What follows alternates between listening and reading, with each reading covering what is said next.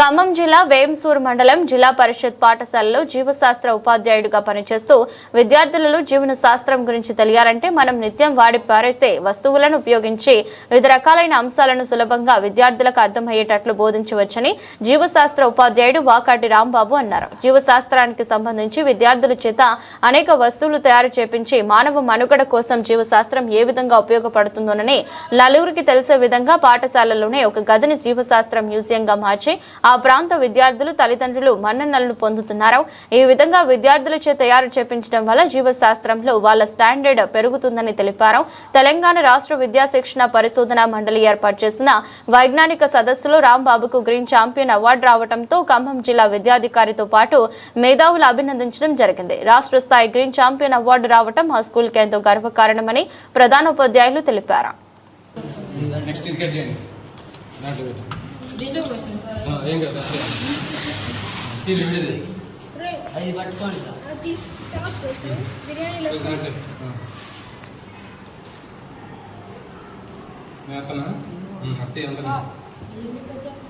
ఇవి కట్ చేసి కూరలో వేసుకోవటా దాంట్లో మొత్తం ప్రోటీన్లు అన్ని చాలా హెల్త్ మంచిది. అది నెక్స్ట్ మీకు మిడ్ డే మీల్స్ అప్పుడు దాంట్లో వేసినానుకో కూర అసలు ఎట్లా ఉంటుంది, అసలు ఎట్లా ఉంటుంది, అయితే మంచి టేస్ట్ ఉంటుంది కూర స్మెల్ కూడా.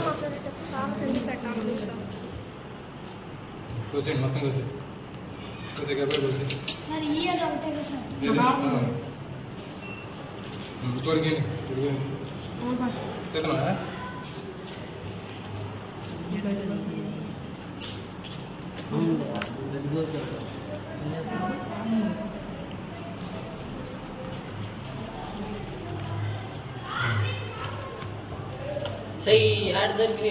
ఆన్లైన్లో కొన్నాం. ఆన్లైన్ మీకేం దొరుకుతాయి. ఆన్లైన్లో సీడ్ ట్రేస్ అని కొడితే దొరికితే మీరు ఒకటైనా తెప్పించుకోవచ్చు, రెండైనా దొరికితే మీరు తెప్పించుకొని ఇంటి దగ్గర కూడా చక్కగా ఇట్లా మంచిగా వేసుకోవచ్చు. నీళ్లు పోసుకుని పెంచుకోండి 2 రోజులలో అట్లా బాగా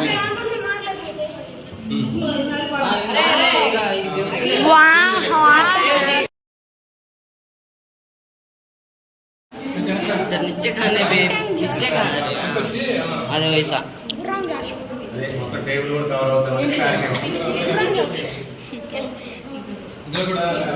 అదే మంది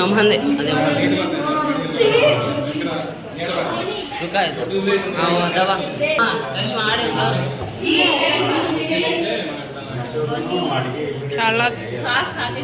బస్సులే రుకాయితా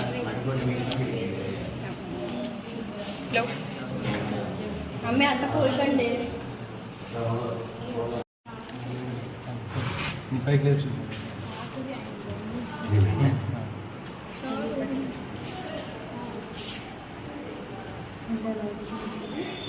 దీనికి ఎలాంటి మెట్ లేకుండా పెరిగింది. హైడ్రోఫోనిక్స్ అని చెప్పాను కదా. కాబట్టి ఇది గోధుమ గడ్డి, గోధుమ మొక్క మేము 1 సంవత్సరం నుంచి దీన్ని పెంచుతున్నాము. ఇది మర్రి కానీ రావి కానీ ఇట్లాంటి మొక్కను తీసుకొని దాంట్లో ఉన్నటువంటి ఆ మదర్ రూట్ ఏదైతే ఉందో మదర్ రూట్ ని మనం కట్ చేసి పక్కనే ఉన్నటువంటి చిన్న చిన్న వేర్ల మీద ఈ మొక్కను మనం పెంచుతూ ఉండాలి. ప్రతి 6 మంత్స్కి ఒకసారి దాంట్లో ఉన్నటువంటి ఆ మదర్ రూట్ ని కట్ చేసినట్లయితే ఇది ఈ కుండీలోనే ఒక పెద్ద మొక్కగా పెరుగుతుంది. సో దీన్ని బోన్సాయి మొక్క అని పిలుస్తారు. ఈ విధంగా దీంట్లో మనకి ఒక 4-5 ఇయర్స్ తర్వాత మనకి ఓడలు కూడా రావడం జరుగుతుంది. సో కాబట్టి విద్యార్థుల్లో ఒక బోన్సాయి మొక్కని ఏ విధంగా పెంచాలి అనేటటువంటి ఒక ప్రాజెక్ట్ రూపంలో తీసుకుని విద్యార్థులకి దీన్ని చేపించడం జరిగింది.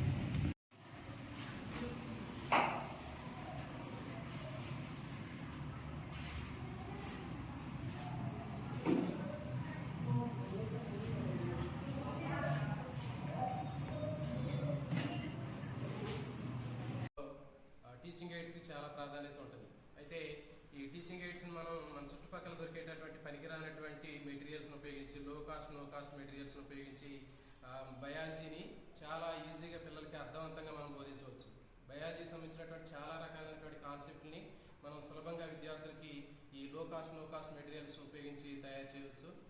అయితే మేము ఇక్కడ మా పాఠశాలలో మా విద్యార్థుల సహకారంతో ఇలాంటి లో కాస్ట్ మెటీరియల్స్ ఉపయోగించి ప్రకృతిలో ఉన్నటువంటి వివిధ రకాలైనటువంటి పనికిరానటువంటి వేస్ట్ మెటీరియల్స్ ఉపయోగించి విద్యార్థులకి సబ్జెక్టుకు సంబంధించినటువంటి చాలా కాన్సెప్ట్ని మేము బోధించడం జరుగుతుంది. ఇక్కడ మనం చూస్తున్నాం ఇవన్నీ కూడా మన చుట్టుపక్కల మనకు కనిపిస్తూనే ఉంటాయి, కానీ మనం వాటిని పట్టించుకోము. కేవలం టెక్స్ట్ బుక్లో ఉన్నటువంటి అంశాలని చెప్పడం ద్వారా పిల్లలకి తక్కువగా అవగాహన కలుగుతుంది. ప్రత్యక్షంగా వీటిని చూసి వీళ్ళు నేర్చుకోవడం ద్వారా వీటి పట్ల ఎక్కువగా కాన్సెప్ట్కి సంబంధించినటువంటి బిల్డప్ అనేది ఎక్కువ జరుగుతుంది. సైన్స్ మ్యూజియంని రూపొందించడం జరిగింది. అయితే ఈ తయారు చేసినటువంటి మొత్తం కూడా మనం ఏదైనా ఒక బీరువాలో కానీ లోపల ర్యాక్లో కానీ ఉంచినట్లయితే అవి మొత్తం కూడా డ్యామేజ్ అయ్యే అవకాశం ఉంటుంది. సో కాబట్టి దానికోసం మేము ఏం చేసామంటే ఒక ఇన్నోవేటివ్గా ఉండాలి అనేటటువంటి ఆ ఉద్దేశంతో ఈ విధంగా ఒక మ్యూజియం లాగా తయారు చేసి మొత్తం వీటికి సంబంధించినటువంటి అందుబాటులో ఉన్నటువంటి బయాలజీకి సంబంధించినటువంటి అన్ని రకాలైనటువంటి కాన్సెప్ట్కి సంబంధించినటువంటి మొత్తం కూడా ఇక్కడ డిస్ప్లే చేయడం జరిగింది.